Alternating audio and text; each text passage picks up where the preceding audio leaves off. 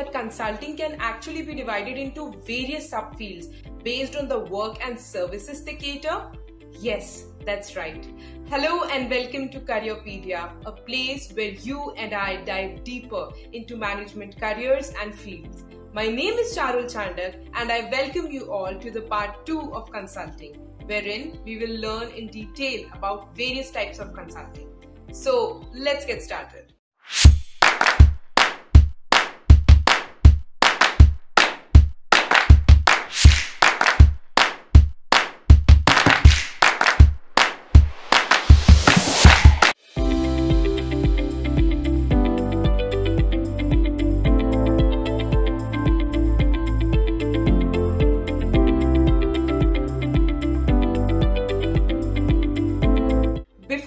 Today's episode, I'd request you to please check episode 1 on consulting, where we had talked about the basics of consulting, the role of consultants, career progression, the hiring process, and also the pros and cons of being in consulting. You can find the link to the video in the description below. If you're willing to break through into the consulting industry, AltUni's advanced industry program, Consulting Festival, will help you learn consulting concepts, frameworks and interview preparation from top-notch experts. Okay, so now since the basics are in place, let's talk about the first type of consulting, that is strategy consulting. Let's consider an example to understand it better. Suppose there is a client who is a top clothing retailer who specializes in adult sleep and fitness wear.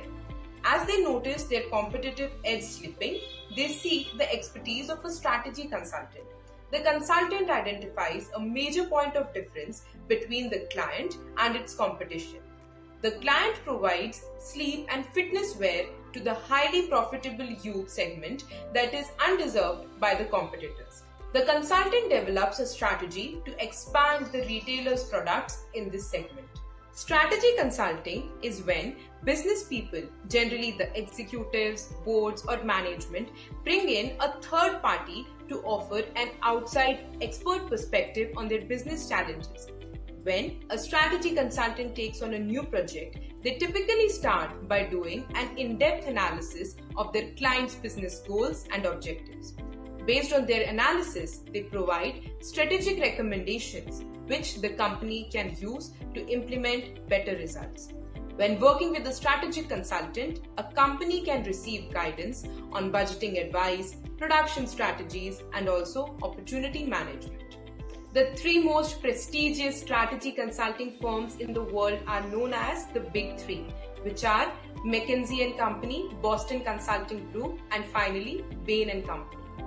Consulting firms with a large strategy practice include Accenture, Capgemini, LEK Consulting, OC&C Strategy, and Oliver Wyman. Finally, the Big 4 professional services firms, that is PwC, EY, Deloitte and KPMG, all have growing consulting practices offering a wide range of opportunities. Now, let's talk about the second type of consulting, that is operations consulting. Operations consultants look at the systems that clients use to reach their goals and work to enhance their efficiency. They assess all the levels of operations, including production, sales, distribution, and customer service. Operations consultants are often brought on during the aftermath of significant business events like market fluctuations, managerial alterations, and high employee turnover. Operations consulting is oriented around problem solving. Its primary objectives include reducing a business's costs, increasing its efficiency and effectiveness, and ensuring the quality of its products and services. Partners in Performance and the Big 4 advisory firms have a strong presence in operations consultancy.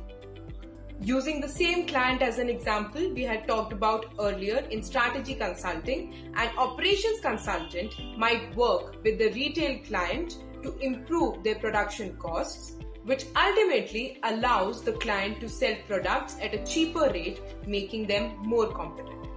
The next type of consulting in line is financial consulting. Financial consultants assess a client's financial position in order to put forward a plan on how to better manage the finances of the business. Financial consultants or advisors offer a big picture analysis of their finances. They break down different aspects of a client's financial life, including assets, expenses, and income, and help them create a financial plan to reach different types of goals. Oliver Wyman is well known for their financial consulting services, although they do offer services in other areas too.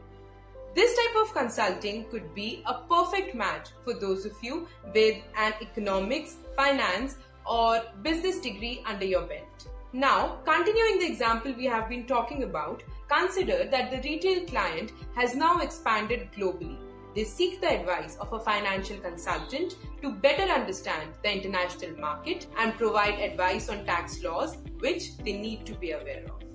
The next type of consulting we have is IT consulting. A consultant in this area provides advice on how to best use technology to enhance a client's business. This could involve designing a unique software for a company, assisting a firm-wide transition from PCs to Macs, or testing the efficiency of current devices and programs within the business. Consulting work in this area is called many things like tech consulting, IT advisory, business technology services, or IT consulting. With hacking highly prevalent in the current times, IT consultants are increasingly being called upon to ensure that there are no security breaches and sensitive information is kept confidential. Most consulting firms specialize in a fairly narrow field of IT. These can include cloud services, disaster management, network operations, cybersecurity and compliance, and finally, managed IT solutions. Prominent firms in this space are Accenture, Capgemini. Continuing the example we had talked about earlier, let's consider that the retail client has now decided to launch their own app for retail staff to manage sales on the shop floor. They utilize IT consultants to oversee the app's development, troubleshoot any issues, and train the staff to use the new system. The next type of consulting we have is human resource consulting. Human resource consultants handle matters concerning a firm's employees. They deal with the people side of the business. They work with the clients in the recruitment and transition phases to place the best people in the correct roles. They research and implement well-being systems, attend to communication issues, and handle remuneration and change management. They are expected to become experts in a company's culture and therefore have the capacity to consult on whether two companies could successfully merge without a clash of ethos. Some of the big names in HR consulting are Manpower Group, Hay Group, Mercer, and Willis & Towers Watson. Other than this, the generalist consulting firms like Avalon Consulting, EY, Deloitte, KPMG, Oliver Wyman, etc. have a separate consulting unit. Now let's go back to the example we have been talking about. Consider that the retail client has decided to open specialized stores that only sell sleep and activewear for the youth. Now, they would seek the expertise of an HR consulting firm to restructure the business and build a management team who are suited to working in the new market. There is so much overlap between the types of consulting that different firms offer because much of the work that different consultancies do is for repeat clients. You do a good job with a client and you keep working with them. And as you work, there are different problems that get unveiled. As a consulting firm, you're going to find a way to help them with that so that they don't take their business to a different consulting firm.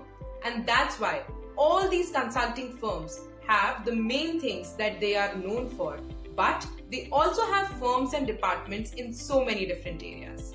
Now, as we move towards the end of this video, let's talk about a special type of consulting, that is social impact consulting.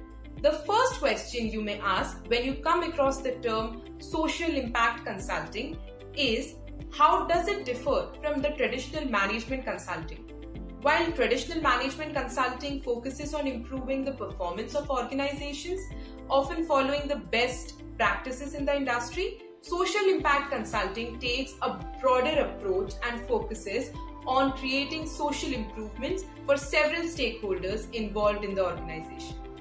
In other words, social impact consulting doesn't only create improved shareholder value, but also long-lasting and sustainable improvements to everyone who is directly or indirectly involved in the activities of the social impact consulting organization. Firms commonly take on projects that include impact evaluation, performance evaluation, and capacity building. Some of the firms that help corporations, philanthropists, foundations, and non-profits succeed in achieving their social impact goals are Sattva Consulting, Dalberg, Samagra, BCG Social Impact, and Dasra. And with that, it's a wrap on part 2 of consulting. I hope you were able to take some value from our discussion and learn about consulting in detail. If you're confused whether or not to pursue consulting, episode 1 and 2 of CareerPedia will help you get some perspective. I'll be back with a new episode of CareerPedia to explore some other management field. Let me know in the comment section what did you learn from this episode and what other career should we explore next. See you soon. Thank you.